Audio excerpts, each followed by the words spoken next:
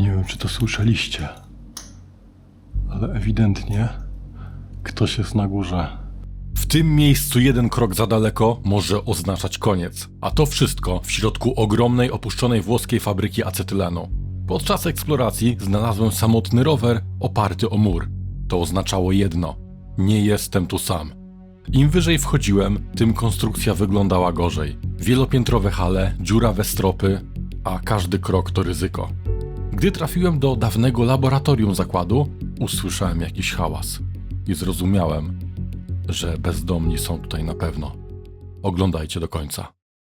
No, także siemanko, właśnie jestem koło torów kolejowych, prawdopodobnie niezbyt często używanych, a tam jest cel dzisiejszej eksploracji. Ogromne takie zakłady chemiczne, gorzelnia. Jeszcze za mną jest tutaj Sietra, z którym idziemy do tego miejsca. A przede mną żadnych przygód i gdzieś Jan jest, ale mam nadzieję, że tym mostem nic nie będzie jechać. Tam w oddali jest zakręt, ale też te szyny wydaje mi się, że nie wyglądają na zbyt używane. Są lekko przytarte. Może bardziej w celach technicznych, ale zobaczcie, jak to wszystko fajnie wygląda. Tutaj jest jakaś rzeczka. Są to oczywiście nadal Włochy i stosunkowo świeże podkłady kolejowe. 1991. Czy jest gdzieś tutaj wejście? Betonowy płot, kolejna brama. Tory gdzieś tutaj skręcają. Wydaje mi się, że Julian właśnie znalazł potencjalne wejście na teren. Tutaj są chyba ślady jakiegoś rowerka, ewentualnie jakieś hulajnogi. Ciekawe, dlaczego on nie przechodzi. Ja myślę, że nie będę wybrzydzał, ale tutaj są w ogóle jakieś drzwi. I Jan z ciemnej strony Poznania tutaj coś kombinuje. O! I jesteśmy na miejscu. Dzień dobry, Janie, jak tam sytuacja? Zobaczcie, jaki jest wielki tam taki okrągły budynek, który teraz gdzieś jest za tymi krzakami.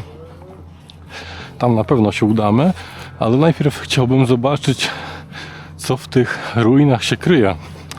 No bo jak widzicie, jest to zdecydowanie stare budownictwo i stosunkowo niedawno temu opuszczone, chociaż stan pokazuje, że ta firma miała już dosyć długą historię. Przez chwilę się zastanawiam, czy ktoś nie stoi na dachu. Nie wiem, czy wy też to widzicie. Takie wrażenie, jakby ktoś tam stał i obserwował. Zobaczcie tam. A nie, to jest tylko komin. Taki wygięty. Już myślałem, że ktoś tam obserwuje. Jakiś inny eksplorator, ale jednak się myliłem. Te zakłady początkowo zajmowały się produkcją tutaj takich rzeczy chemicznych. Dokładniej chodziło o acetylen. Jakoś w latach 50. głównie tym się zajmowali. No ale kilka lat później te zakłady zostały przekształcone na bardziej taką destylarnię. Takie zakłady produkujące alkohole. No też techniczne, ale na przestrzeni lat zaczęli się bardziej specjalizować w tych spożywczych, czyli już się domyślacie, alkohole spożywcze, o co chodzi. No i dalej wam powiem, co się wydarzyło, że to miejsce, które było niegdyś potęgą przemysłu alkoholowego, tak naprawdę na skalę Europy, stało się starym bankrutem. Myślę, że dość na razie tego rysu historycznego. Musimy znaleźć, przynajmniej ja muszę znaleźć wejście, no i też się upewnić, czy aby ta eksploracja jest w ogóle bezpieczna. Zobaczcie, to są kolejne takie pułapki.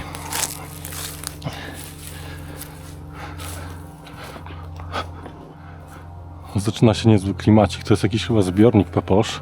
Może i dobrze, że nie trzymam teraz aparatu w ręku. Ale naprawdę to jest straszna ruina. Jak człowiek sobie wyobrazi, że to jeszcze 20 lat temu, że to jeszcze działało, te stare zakłady. Ale o tym opowiem dalej. Teraz chciałbym się raczej skupić na kwestiach. Ja pierniczę. Ale to jest wielkie. Jest strasznie zniszczone, ale to ma swój urok. Ten cały klimat tego opuszczonego miejsca. Jest taki... Panuje tutaj niepokój, bo z drugiej strony chłopaki mówili, że podobno tutaj gdzieś mogą stacjonować bezdomni. Nie wiem, ile jest w tym prawdy, dlatego będę starał się uważać. Skoro już się naciszyłem tym widoczkiem, chciałbym w pierwszej kolejności zerknąć tutaj, bo jestem ciekaw, czy jest jakieś tu przejście. Rafał, powiedz mi, poszedłeś do wieży którejś?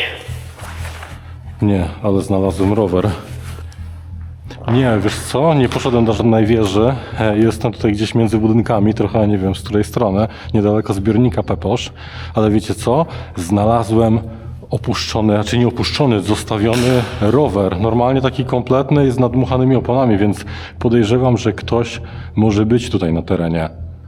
Dobra, w porządku. Zaraz zerkniemy, rozejrzymy się. A powiedz mi, do której wieży będziesz szedł?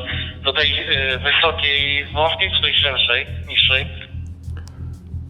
Wiesz co, jeszcze się nie zastanawiałem do której, bo na razie chodzę tutaj po budyneczkach i sobie tam pierdzielę, ale szedłem w kierunku tej wysokiej. Jestem od niej około jakieś tam 100 metrów i to właśnie tutaj w jednym z tych budyneczków znalazłem ten rower, o którym mówiłem, więc coś mi się wydaje, że on wygląda taki zadbany mimo wszystko, stary, więc chyba ktoś nim jeździ, ktoś może tutaj być. Bo my idziemy do tej niższej wieży w tej chwili. No i ja jestem od strony zachodniej. Nie, sorry, północnej, bo od południa teraz świeci słońce. To jestem od strony północnej, od strony wieży. Dobra, jak słyszeliście tutaj Sieter, jak mnie pytał, od razu wiadomo, no jak mamy tutaj krótkofalówki, to staram się też komunikować, co tutaj mniej więcej widzę, bo wydaje mi się, że też możecie napisać w komentarzach, wydaje mi się, że ten rower jest dosyć istotny, bo ma sprawne, prawie sprawne hamulce, nadmuchane koła, jest takim trochę złomkiem, ale kompletnym do jeżdżenia, więc pewnie nie przypadkiem ktoś go tam schował. Też podejrzewał, że ktoś go schował w tym budynku po to, żeby do tego budynku wejść. Tutaj są kolejne schody. Myślę, że spróbujemy wejść do jednego z tych budynków. No, skoro rower jest tam, to wejdę tam. Nie wiem, czy to jest logiczne, ale o kurczę blade. Zobaczcie, jak to jest mocno zniszczone. Co jakiś czas muszę sobie zerkać tą kamerę. Coś mi się nie chce to połączyć z telefonem. A takie zerknięcie pozwala mi zobaczyć, ile tak naprawdę możecie z tego widzieć. No te konstrukcje tutaj, no tak cienko, proszę Państwa. Jakiś poziom techniczny. Chciałbym zobaczyć, czy jest przejście na te boczne części, ale jak na to patrzę, to raczej nieciekawie to wygląda.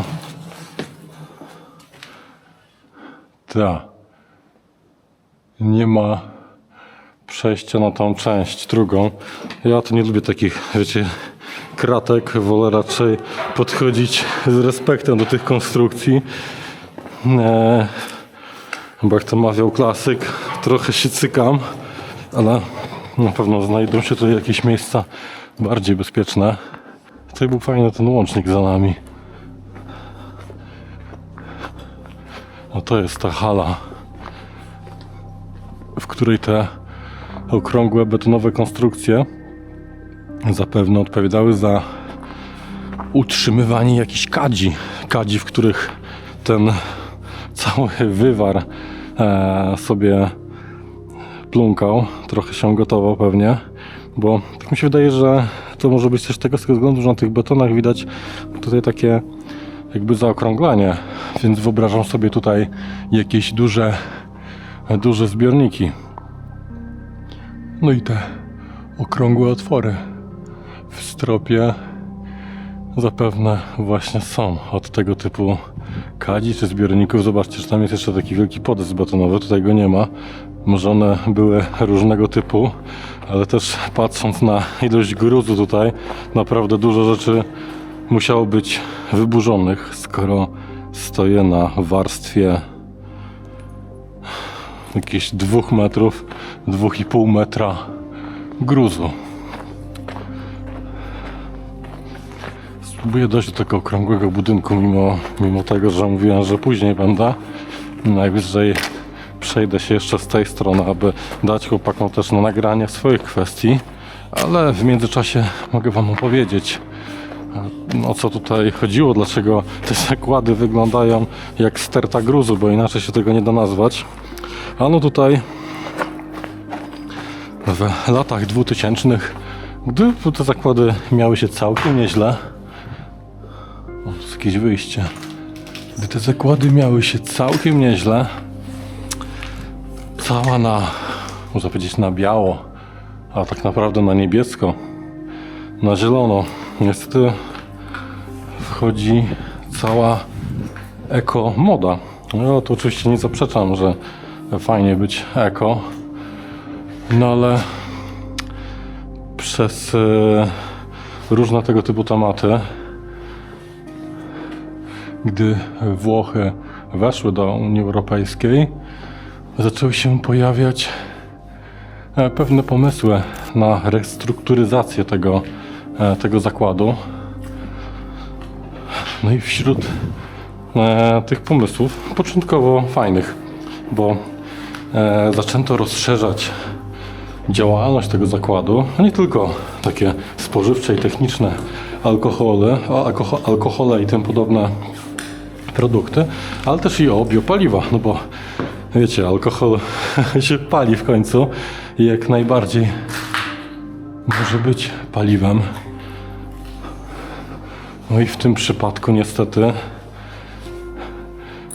powodzenie tego zakładu było uzależnione od różnych rodzajów grantów z Unii. No bo wiecie, na początku ten cały sojusz, to nie wiem, czy będzie dobrym jakby ujęciem w tym kontekście, no ale całe bycie w Unii Europejskiej w sumie było fajne, bo było dużo różnych grantów, pewnie fundowanych tak naprawdę z tego całego budżetu tych wszystkich państw członkowskich. No i z tym też było tak. Więc była nadzieja, było światełko w tunelu, że ten biznes zacznie się jeszcze lepiej rozwijać. Ten cały zakład będzie jeszcze bardziej opłacalny, bo wbrew pozorom właśnie był jednym z najlepszych w Europie. No ale niestety 2006 chyba, 2007, 2006-2007, ale to robi wrażenie, na to nie będę wchodził, wybaczcie, to byłoby już samo wiecie co. Muszę się udać do innego budynku, do innej części. No tutaj też jeszcze wygląda zdrowo i zaraz wam powiem jeszcze.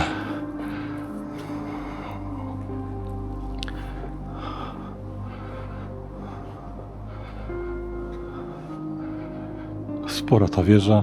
Ja się boję podchodzić do krawędzi, więc nie będę. Jak chcecie bliżej krawędzi, wchodźcie na kanały chłopaków. Linki oczywiście w opisie. Serdecznie tam do nich zapraszam.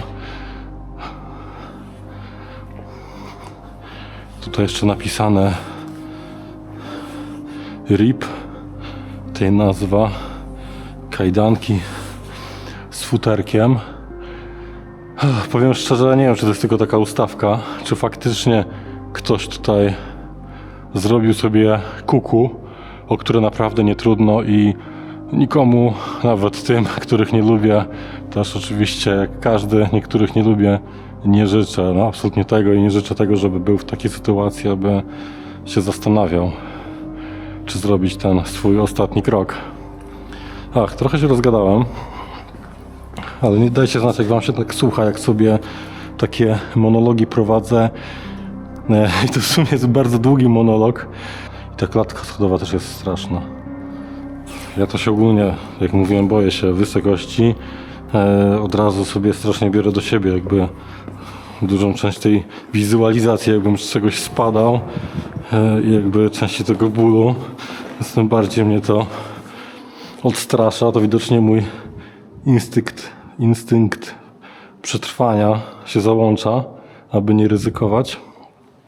Więc okej, lubię adrenalinkę, ale że nie lubię strachu, no ale to w sumie wzajemnie się uzupełnia. Dobra, wejdę niżej i dam znać, o co mi chodzi z tym 2006, 2007, jakoś tak. Dobra, już jestem prawie wolny. O, jakaś skrzyneczka, jakieś podziemia, zawory, jakaś instalacja taka typowo hydrauliczna. Może tędy płynęły tysiące metrów sześciennych alkoholu tymi rurami, które przed chwilą widziałem. O, dobra, jest ta wieża, taka dosyć wielofunkcyjna wieża, ale to zaraz powiem. Co ciekawe, jest ona wyższa od tych warszawskich gazowni, które mieszczą się na Woli. Z tego czasu tam było kilka wystaw, też wielu różnych eksploratorów z okolicy Warszawy i ogólnie Polski czasami robiło tam jakieś zdjęcia. Udało się im wejść. Mi osobiście się nie udało tam wejść, no ale mogłem się bardziej sprężyć, nim to ogrodzili. Chyba słyszę kogoś. O, siemano. Tak, tam jest rządny, nie będziemy mu przeszkadzać. Bo jak widzicie, mimo wszystko, że nagrywamy tutaj razem, to staramy się sobie jakoś tak nie wchodzić w ten kadr, bo powiem szczerze, z jednej strony może wam się wydawać, że jest to dziwne, no jak jadą razem i udają, że ich razem nie ma. No nie udajemy. Wszyscy mówimy, że jesteśmy tutaj w trójkę, w czwórkę, z tą różnicą, że każdy z nas na pewno nie zwiedzi 100% tego miejsca, nawet jeżeli pomieszczenia się były podobne, to i tak nie powiemy tego samego. Ja się skupiam na rzeczach, powiedzmy, technicznych. Teraz tutaj daję więcej tego rysu historycznego, bo tak naprawdę wśród tego betonu to za wiele informacji technicznych nawet wam nie powiem. Nie pracowałem w tej fabryce, abym mógł powiedzieć, co jak się produkowało. Prędzej w tematach elektrycznych mogę wam więcej powiedzieć. I też się bardzo cieszę, że poprawiacie to moje błędy, bo no, jestem tylko elektronikiem. Mam co prawda te uprawnienia i tak dalej, ale tylko do 1 kW. Jestem w kolejnym budynku i się zmęczyłem. No i tak to wygląda, proszę Państwa. To słońce naprawdę nieźle daje, ale ja tutaj dokończę wam tą kwestię odnośnie tego 2007, o którym wspominam już chyba od 10 minut. No to sytuacja wyglądała tak, że po prostu te dotacje, które tak naprawdę miały być przepustką do rozszerzenia działalności tego zakładu, stały się pułapką. Pułapką taką, że dotacje się skończyły. No i szanowna Unia Europejska, nie wiem dokładnie kto, bo opierałem informacje na bazie kilku artykułów, no niestety zaostrzyła przepisy związane właśnie z tego typu zakładami, tego typu produkcją do tego stopnia, że standardowo stało się to po prostu nieopłacalne. Taniej już było taką produkcję przenieść za granicę albo po prostu importować z terenu poza UE, no bo przeróbka tych zakładów była również już nieopłacalna. W końcu nie było grantów, bo nagle się skończyły. No i widzicie, w takim razie chodzę po opuszczonych zakładach, które mogłyby działać, gdyby nie parę zmian przepisów. A że były stare, to Przerobienie tego pod nowe standardy zwyczajnie stało się nieopłacalne, a przy okazji tutaj przepalony trochę ja, więc wybaczcie, jest klatka schodowa, którą pójdę zaraz na górę. Dajcie mi znać, jak się to Wam ogląda, bo jakoś dzisiaj mam takie flow po prostu. Jakoś dobrze mi się gada, a rzadko mi się to zdarza. Z reguły jak jestem albo gdzieś tam czymś niezadowolony, to niestety ja nie potrafię, kurna, udawać, że wszystko jest w porządeczku. Jestem po prostu taki striggerowany, jakieś niezadowolony z życia. Oczywiście nie bierzcie tego zbyt głęboko, ale no po prostu nie mam ochoty i wtedy niestety te filmy wychodzą mi gorzej. Jestem na poddaszu, sporym poddaszu. Mam nadzieję, że mocnym poddaszu.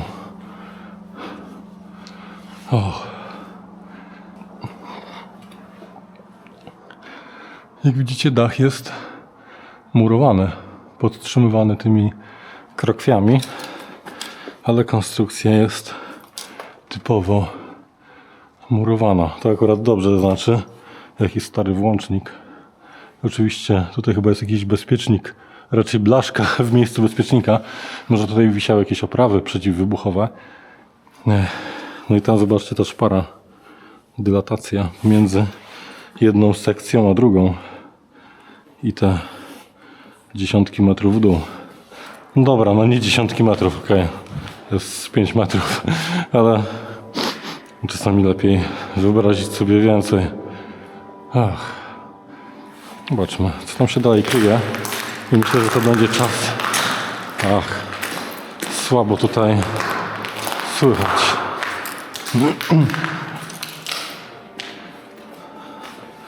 Myślę, że... tu są po prostu łazienki. Myślałem, że gdzieś będą jakieś laboratoria. Bo jak to w zakładach chemicznych bywa, powinny być gdzieś laboratoria. Dlatego tak szukam i chodzę po tych gruzach, aby móc Wam je pokazać. Nie wiem, czy chłopaki je znaleźli. Możemy polecieć na skróty. Gdyby to był IRL, no to mógłbym Was zapytać. Czy mam zapytać Seattle, czy jest gdzieś tutaj to laboratorium, czy je znaleźli, ale też mogę zapytać teraz, tak sam z siebie. Takie pytanie, to laboratorium gdzieś znaleźliście? Czy to jest tutaj dużej wieży, czy gdzieś indziej? Laboratorium, wydaje mi się, powinno znajdować się w tym budynku, w którym mnie widziałeś. Mam tylko, że piętro wyżej, kilka pięter wyżej, ale nie było mnie tam. Okej, dzięki. Dobra, jak słyszeliście, odpowiedział nam żądny przygód. Dzisiaj chyba też jest w dobrym humorze, ale bez obrazu Julian. I on idzie w kierunku tego laboratorium. Znaczy tak mu się wydaje, że ona tam jest. Ja nie będę teraz szedł za Julianem, żeby mu po prostu nie wchodzić w ścieżkę audio, bo właśnie jedną z tych rzeczy, dlaczego dzisiaj mi się tak dobrze gada, to jest to, że po prostu ich nie słyszę. I wtedy mi to tak jakby nie mam takiego tego stresu, że oni też nagrywają, ja tam jakoś głośno gadam. Sam Julian też dosyć głośno gada, co mnie bardzo rozprasza, jak gdzieś tam w oddali go słyszę, bo też ma taki dosyć mocny ten głos. I co? Widzę z tamtej strony. Kulturalnie drzwiami. Nie będę skakał z tych ramp. No i dlatego też mi się dobrze dzisiaj do Was mówi. Jest jedna część, jest ta wielofunkcyjna cylindryczna bryła. Właśnie tam też były różne jakieś tematy związane z produkcją, ale już nie będę zagłębiał. Domyślacie się, jak jesteśmy w fabryce, to pewnie wszędzie są jakieś elementy tych zakładów, ale tam też była jakaś sortownia, przyjęcia towarów i tak dalej.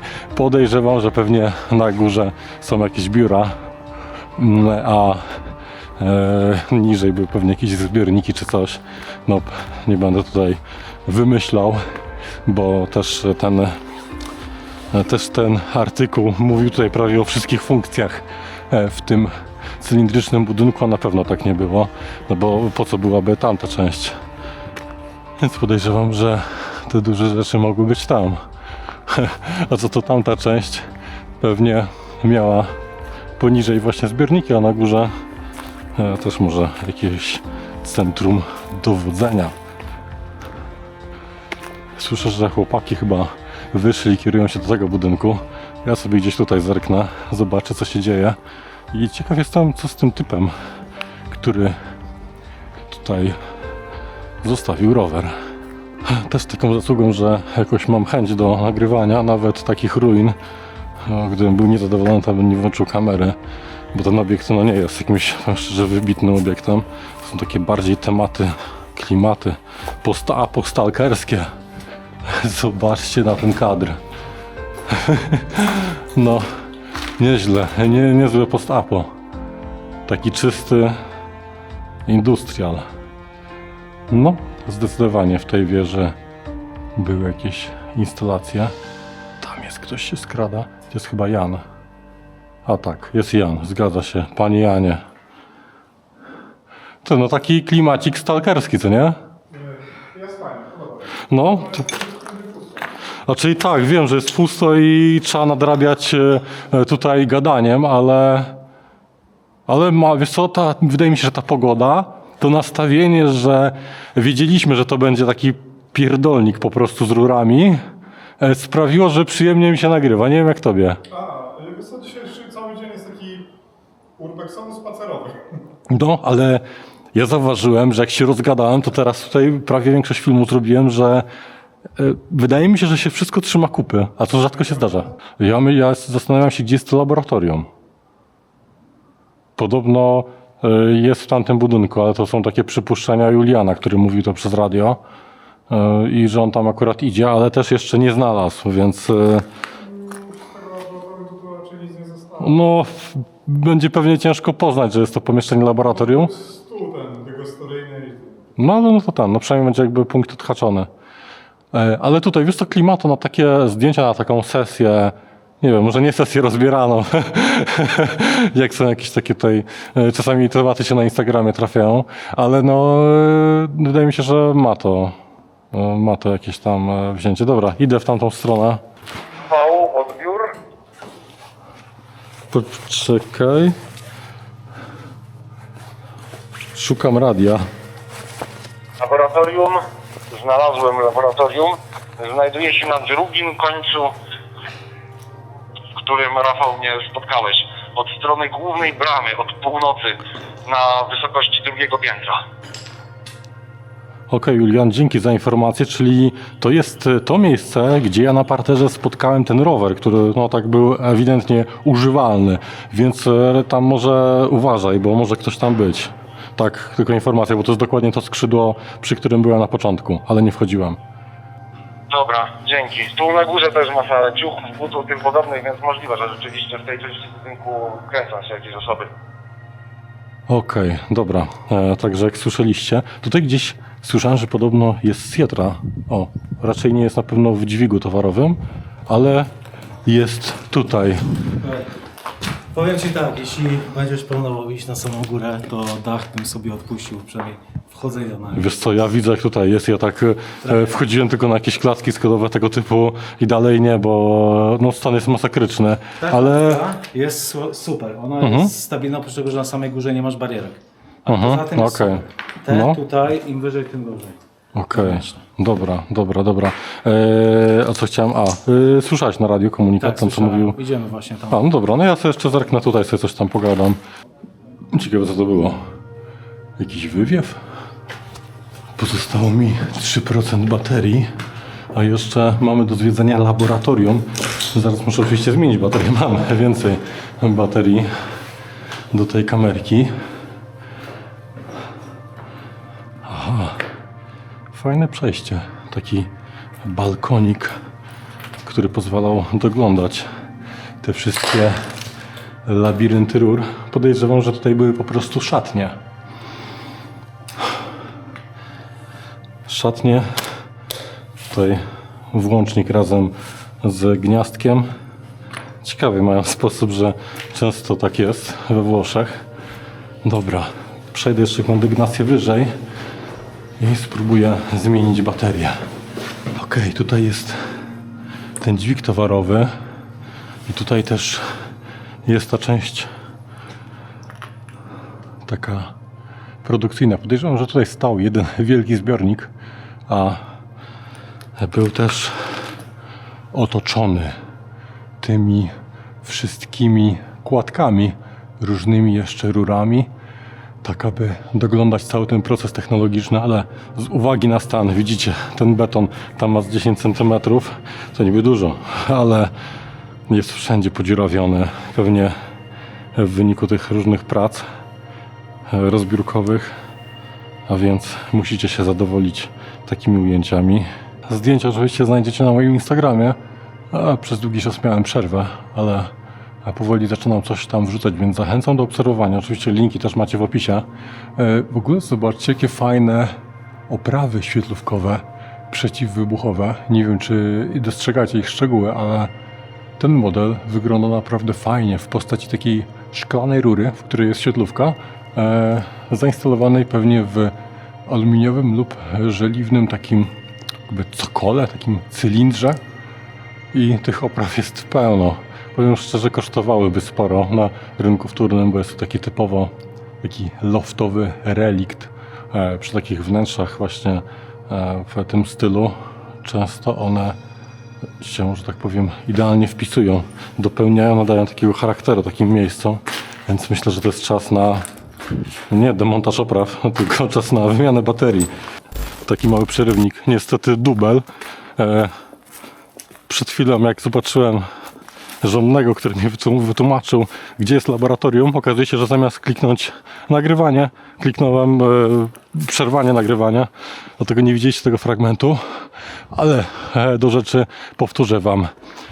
W tej części, w tym budynku już byliśmy prawie że na samym początku. Julian wspomniał o tym, że ten łącznik jest właśnie w części, do której chcę się udać, że tam jest właśnie to laboratorium, do którego cały czas chciałbym dotrzeć, ale to też jest ta część, w której na początku widzieliśmy ten rower należący prawdopodobnie do jakiegoś, nie wiem, bezdomnego czy innego tutaj, raczej nie eksploratora.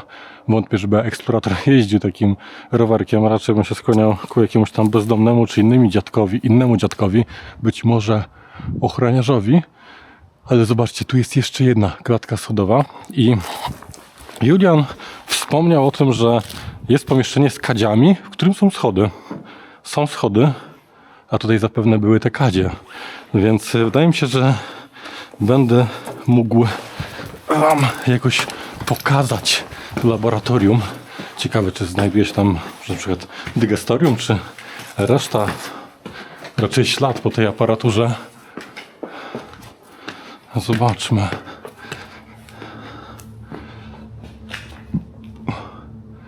Tam wygląda, jak byłby korytarz. A tutaj po tej części produkcyjnej faktycznie za wiele nie zostało.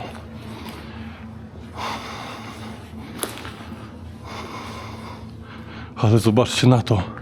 To jest chyba gniazdo jakieś. Mam nadzieję, że to nie jest ul, bo jakby taki ul spadł, to by narobił dosyć sporo nieprzyjemności.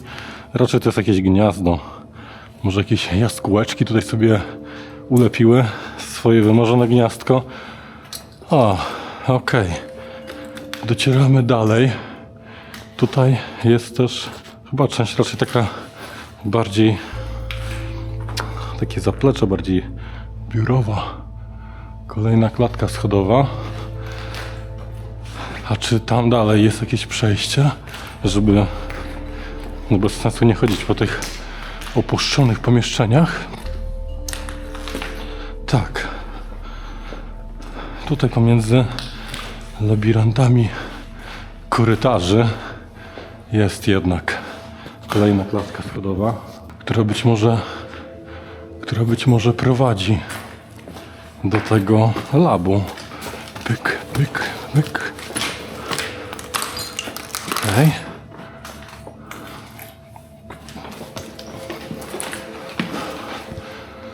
Oho. Pudło. To nie jest ta część. Chyba, że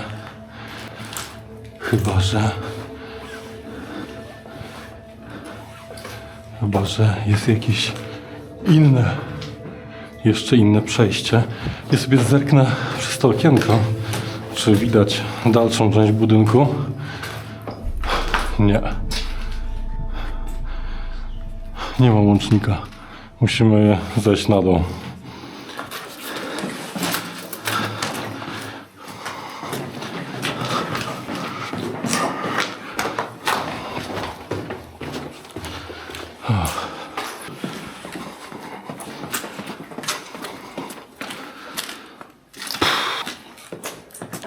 O, patrzcie.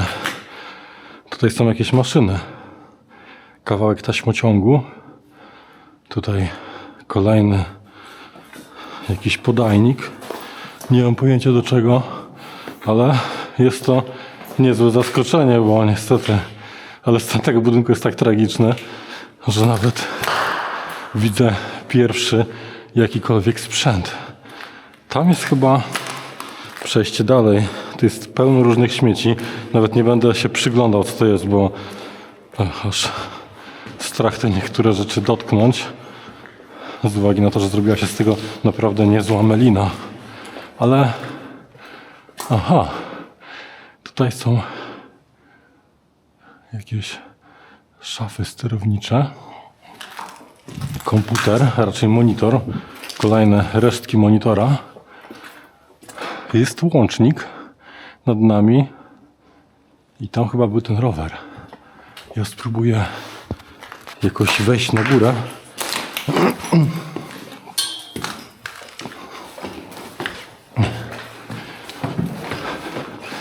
Po to, aby zobaczyć, czy gdzieś tutaj jest nasze laboratorium.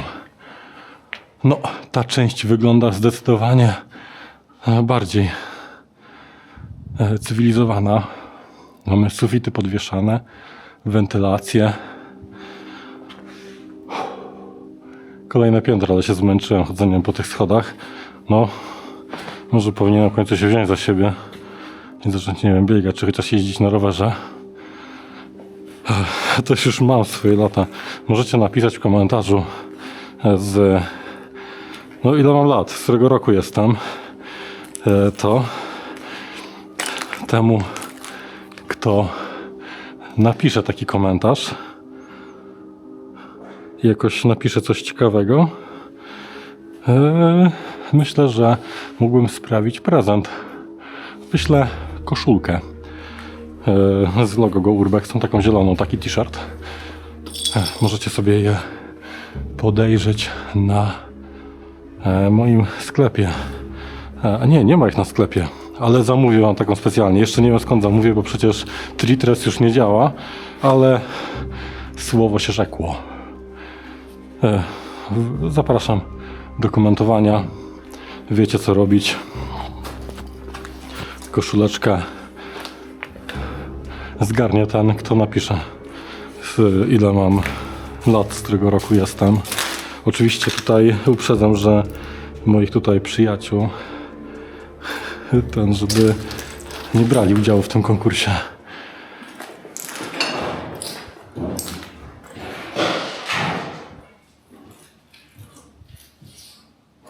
Nie wiem, co to było.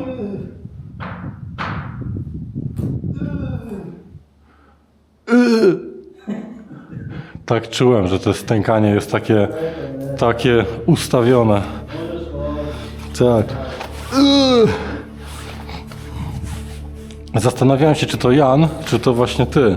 I tak myślałem, mówię, kurna, powiedzieć Janie, czy wszystko w porządku, ale jednak zostałem zmylony. Był to tylko Sietra. Więc macie wyjaśnienie, o co chodziło na początku tego materiału.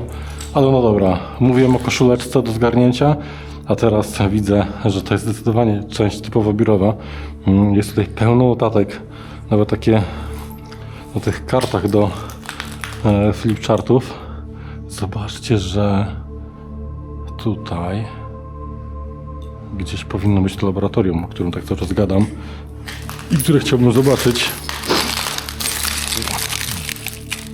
Tabela konwersji dla różnych jednostek miar. O, niezła ściągawka, przydatna zdecydowanie.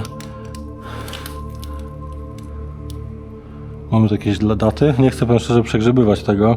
A to dobra, tam jest 99. Więc jeszcze przed czasami restrukturyzacji resztki monitorów CRT. Tutaj kolejna jakaś szafa. Tam jest chyba jakaś maszyna do pisania w ogóle. No i takie szafki na dokumenty. Jest tutaj naprawdę straszny bajzel i wolę patrzeć pod nogi niż beztrosko chacać po tych tutaj biurach, bo naprawdę nie wiem, na co trafię. Widzę, że tutaj też się paliło. Tutaj aż się stopił fragment jakiejś chyba oprawy czy innego ustrojstwa. 1998, tam 93. No, ewidentnie papiery z lat 90. Do tego jeszcze mamy nazwę tej firmy. Tu jest jakaś norma ISO 2001. Jeszcze wydrukowana w formie takiego slajdu do rzutnika pisma. Tak się nazywał ten rzutnik, na właśnie takie foliowe slajdy. Jest i kolejny slajd z prezentacji. Widzicie, to jest jeszcze era, gdzie owszem, te slajdy jeszcze w kolorze, jeszcze fontem Comic Sans powstawały, wiadomo, po prostu na komputerze, pewnie w pakiecie Office 2000 albo innym starszym pakiecie biurowym. No podejrzewam, że jednak to był ten pakiet Microsoftu. W końcu to była złota era dla Windowsa. Ale chyba wtedy... chyba wtedy mieli drukarki laserowe, no bo raczej tylko laserowo można było wydrukować na takiej folii te prezentacje. Widać, że nie mieli na projektor. Co tam jest? O! To są chyba plany tego terenu. Tak. Zdecydowanie to są jakieś plany. Jeden kanał, drugi kanał, mostek, którym szliśmy, linie i te tory, które tak tutaj zawijają w prawo. A my teraz jesteśmy według tej mapy w budynku numer 11. Mogę wam tutaj to zaznaczyć jakoś w postprodukcji. O, staram się zrobić tak, abyście to lepiej widzieli. W budynku 11 w okolicy tego 39 stoimy. No nawet zdecydowanie za tym 39. Dlatego się cofnę do klatki schodowej, w którym widziałem Sietrę i spróbuję pójść tam na górę. Śmierdzi tutaj chemikaliami, zdecydowanie. Zdecydowanie zbliżamy się do laboratorium. Rafał, mamy bezdomnych na wyższych piętrach nad laboratorium. Ale w którym miejscu? Bo ja jestem właśnie na tym piętrze z laboratorium, tam gdzie przed chwilą was widziałem. Oj, to nie wchodź piętro wyżej, bo tam są bezdomni. A to wy tam nie byliście? No bo w sumie żadny nie mówi nic o żadnych bezdomnych. Laboratorium, próbuj wejść do pomieszczeń, które mają zamknięte drzwi, to usłyszysz ich. Okej, czyli nie wchodzić do pomieszczeń, które są zamknięte, tak? Na pomieszczenia nad laboratorium. A, okej, nad laboratorium. Dobra, teraz rozumiem. Byłem piętro nad laboratorium, tam nikogo nie było, ale mogło się to zmienić. Byłeś tam, gdzie były drzwi zamknięte, zaraz po pomieszczeniu tam w środkach? Nie, tylko w tej otwartej hali nad laboratorium. I to... To gdzie są. Dobra. Okej, czyli słyszeliście. A jakiego koloru był ten rower bezdomnych? To był taki ciemny rower, taki starego typu. Wiem, że przy oponach miało to takie białe otoczki. I chyba słabo zamontowane tylnie hamulce. Takie też starego typu, szczękowe. Biało-czerwone? No chyba był biało-czerwony. Powiem szczerze, nie zwróciłem uwagi na kolor, zapamiętałem po prostu rower, że stary z takim babcinym siodełkiem i czerwoną lampką z tyłu na błotniku. I dynamem. Właśnie go widzimy. Dobra. Czyli jak widzicie musimy uważać, bo okazuje się, że potwierdza się to, że na wyższych piętrach są bezdomni. pewnie gadają po włosku, więc raczej się nie dogadamy. Także zapraszam Was do laboratorium, które jest w naprawdę złej kondycji. Oj, zdecydowanie złej. Ale niestety tego się spodziewałem, że pewnie w tym miejscu wybuchł pożar. Tutaj te wszystkie regały, no różne odczynniki, różne menzurki, kolby, pozdrowienia za kolby, różne szkła laboratoryjne są zniszczone, ale zobaczmy, czy w tym syfie, bo inaczej się tego nie da nazwać, jeszcze zostało coś ciekawego. Tu jest kolejna prycza. Naprawdę muszę mega uważać. Tak, to jest kolejne laboratorium, a tam są jeszcze jakieś odczynniki chemiczne. Okej.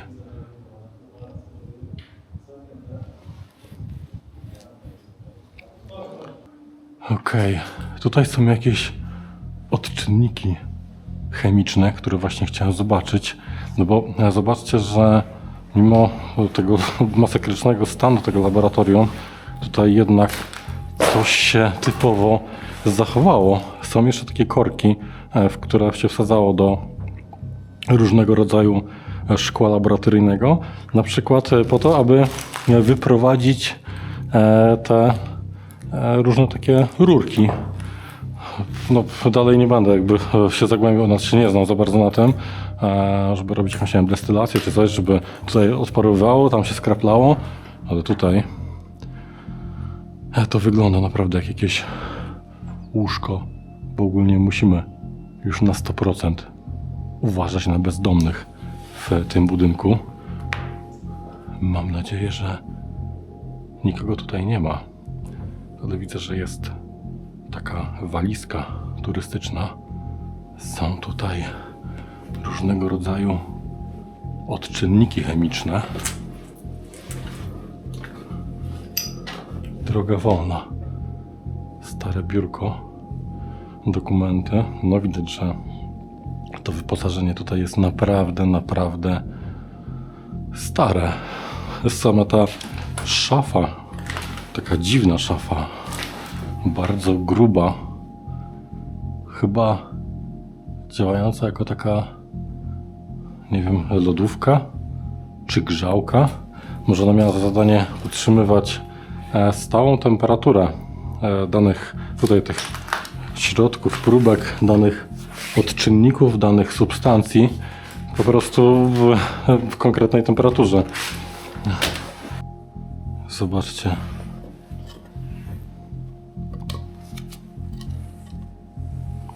To jest kwas fosforowy o zawartości 85%, czyli 85% to ten czysty kwas. No nie jest czystym kwasem, bo jest tego tylko 85%, ale jest to kwas fosforowy. Tutaj z kolei nie wiem, co to jest. Generalnie nie chcę naprawdę go dotykać. Z jednej strony bym sobie tam poczytał, coś tam wam może powiedział z tyle, ile wiem. Nie znam się na tym, chociaż 4 z chemii miałem, ale no to było dawno temu. Możecie napisać, ile lat temu. Od razu wam podpowiem, że zdałem wszystkie klasy, więc będzie wam łatwiej liczyć odnośnie tego małego konkursiku, o którym wspominałem. Ale czuć tutaj ten niesamowity laboratoryjny zapach. Z drugiej strony korci mnie, żeby iść na górę, ale powiem szczerze, nie chcę konfrontacji, szczególnie jak mam już potwierdzone, że na tym terenie są bezdomni, no i jednak pilnują swojego. Chociaż tego roweru na dole niezbyt pilnują, bo równie dobrze mógłbym nim odjechać. To właśnie w tym pomieszczeniu stał ten rower. Tutaj są te biura, będzie jest ten wielki śmietnik. Tu mógłbym też powiedzieć, że też jest śmietnik. Byliśmy, to jest właśnie to piętro z tymi laboratoriami. A tutaj na górze, według chłopaków, są po zamykani bezdomni. Idzie ktoś na najwyższą wieżę? Słyszeliście właśnie, to jest Sietra, ale tak dokończając odnośnie tych bezdomnych, no to skoro chłopaki tutaj byli, nagrywają teraz, wtedy mówili, że on tam trochę ciszej gadał, no to Parę minut później, po ostatnim komunikacie, właśnie usłyszałem, że coś tak puknęło na górze, więc wygląda na to, że faktycznie coś, to tym razem ja, ktoś jest tam zdecydowanie na górze, skoro wszyscy byli poza tym budynkiem oprócz mnie. No, także odpowiadając na twoją wiadomość, tak, słyszałem. No, tak, jest to jakieś takie przechodzenie i puknięcie, wiesz? Jakieś, nie wiem, jakieś minuta, może nie no jakieś 3 minuty temu. Więc na bank ktoś jest na górze, no bo rządny mówił chwilę temu, że wychodzi z rotundy. tak. No właśnie, wy byliście tutaj, sobie nagrywaliście, a coś zahałasowało piętro wyżej, więc... No ja mam nagrane, jak koleś krzyczy za drzwi, więc Aha, no to tam, no to... to będziemy mogli później obejrzeć. Jasne. Ja zrobię tu i chyba kończę. Tak już skończyłem. Zaraz będę w laboratorium. Nie będę przeszkadzał? Nie, tylko mówię, nie wchodź na pomieszczenia, na laboratorium. No. A, myślałem, że próbujesz na górę iść. Tak, na górę, tam na powierzchni. A, dobra. Ja myślałem, że chcesz na górę. Że tam na górę. Nie, też nie chcę iść. Na tą wieżę się nie wybieram raczej. Chyba, że... Aha, no ja też mam już większość. O! A nie, to jest chyba to pomieszczenie, tak, z tą dziwną szafą ogrzewaną. Poczekamy, aż Sietra przejdzie. Nie wiem, czy to słyszeliście, ale ewidentnie ktoś jest na górze. I powiem szczerze, nie mam żadnego gazu pieprzowego, ani niczego, no bo w końcu jej przylecieliśmy. Chociaż mogliśmy sobie to kupić już we Włoszech. Ale tam nie będę ryzykował wchodzenia, no bo widzieliście ten rower. Teraz jakieś hałasy, jakaś rozmowa. A więc nie, ja idę tam dalej, do tego najwyższego punktu na tym terenie. Podobno prowadzi do niego właśnie ten korytarz. I gdzieś tutaj, chyba pod koniec tego korytarza, jest klatka schodowa na górę. Więc zobaczymy, jak to tam wygląda. Ale powiem szczerze, ten korytarz wygląda zaskakująco ładnie, jak na swój marny stan. Aż wykonam kolejną foteczkę. Foteczki oczywiście wylądują na Instagramie. Myślę, że będą tam na pewno na was czekać. Robię w końcu telefonem, więc obróbka jest zdecydowanie szybsza. Oczywiście staram się robić to w rawach, aby mieć jakiekolwiek pole manewru, no bo tak mała matryca, tak mały obiektyw jednak na zbyt dużo nie pozwoli.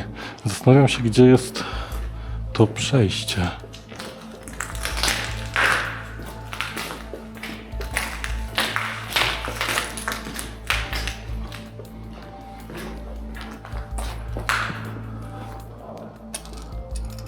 Co?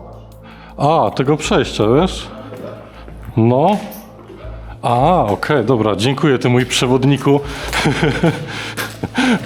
Tak, to jest chyba ta klatka schodowa, która prawdopodobnie zaprowadzi mnie na wieżę. Na wieżę, z której chyba idzie Sietra. Mam nadzieję, że... Ej, to jest ta klatka schodowa, w której wcześniej byłem, ale szukałem laboratorium i się wycofałem. O! Jest i on. Jestem, góra zaliczona, No, można iść gdzieś. no, ja już jadłem na górze, czyli na górze, wcześniej jadłem. Oczywiście nie jadłem z bezdomnymi, no. Chociaż mogłem się podzielić, może za frytkę by mnie nie rozszarpali. Idę na tą wieżę. I na chwilę wejdę i wyjdę. Ja już mam też wszystko. Okej, słuchajcie, trochę drogi się czeka.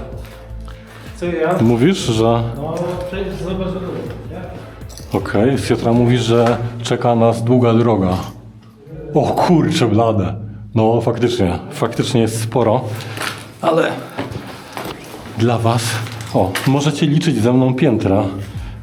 No, jakby pierwsze. Drugie.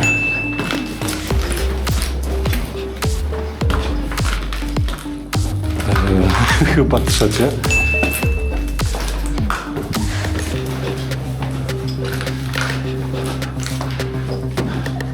Czwarte. O,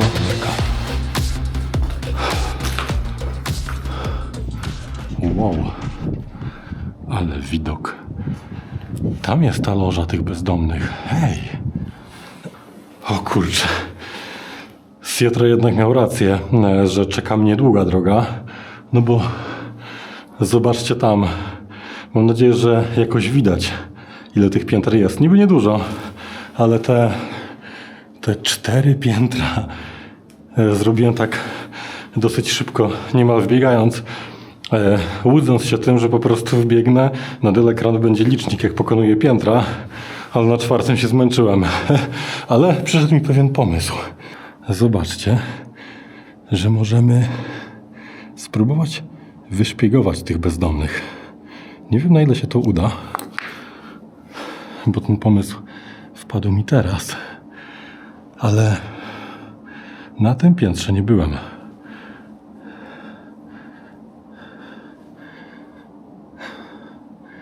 Są jakieś takie instalacje po prostu. Tak, to są jakieś zbiorniki, więc mało ciekawe rzeczy. Drabinka, po której lepiej nie wchodzić, no bo się chyba urwała. Nie wiem, gdzie ci bezdomni mieliby być w tym budynku. Tam chyba coś jeszcze widać. Nie wiem, czy można zerknąć bliżej. Zaczyna drżeć mi ten kadr. Tutaj też nikogo nie widać. Tutaj? Też nie. Nie mam pojęcia. No dobra, panoramka jest naprawdę niezła. Kontynuujemy liczenie pięter. Pink, prawda?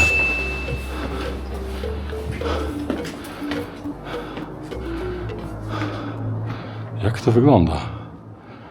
Jakiś zestaw rur, taśmociąg? Dosyć dziwne.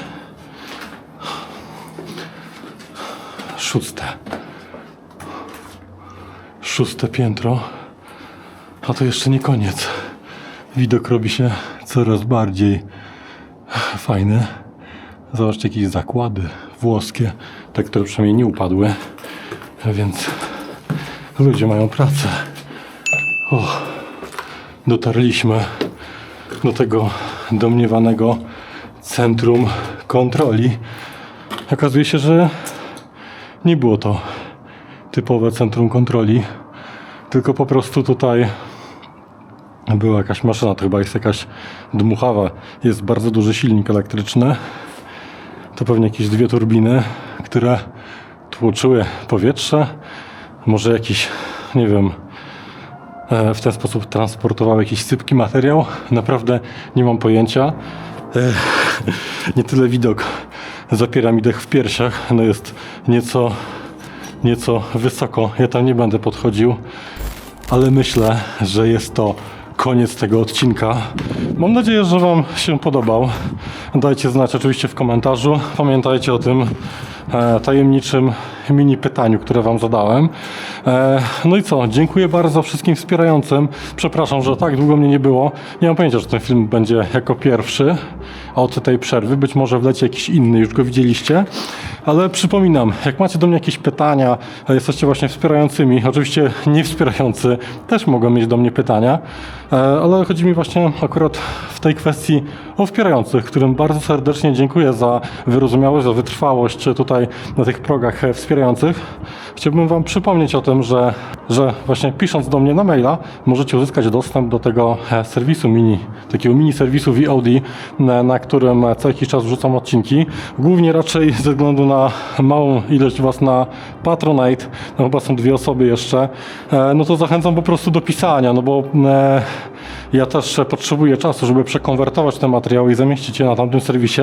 A dlaczego tak gadam o tym serwisie? No bo tam, gdy mam jakieś filmy na YouTubie dla wspierających, to zwyczajnie jak jesteście wspierającymi na przykład przez Patronite, no to nie macie dostępu do tamtych treści, a z kolei na Patronite jest no dosyć problematyczne umieszczanie tych wideo, ponieważ taki dłuższy materiał jak ten, którego surówka tam waży kilkadziesiąt gigabajtów, no zwyczajnie się tam nie zmieści. Tam jest limit do 5 gigabajtów, co w moim przypadku jest bardzo małym limitem.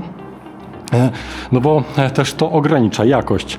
Na tej mojej platformie, takiej no dosyć zrobionej na kolanie, no ale uwierzcie, robiłem to sam, więc nie mam tutaj sztabu ludzi czy milionowego budżetu, jak chociażby ten jeden motoryzacyjny twórca.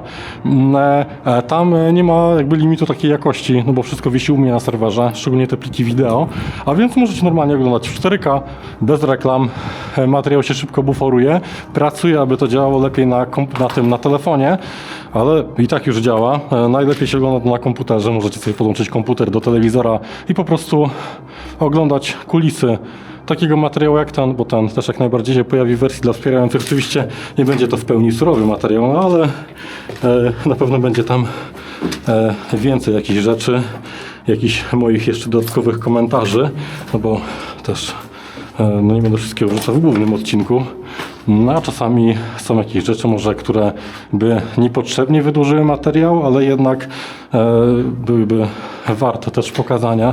Także serdecznie Was tam zapraszam i do zobaczenia w kolejnym odcinku. Pamiętajcie o linkach w opisie, bo tam też są namiary na moich towarzyszy. Do zobaczenia. Cześć.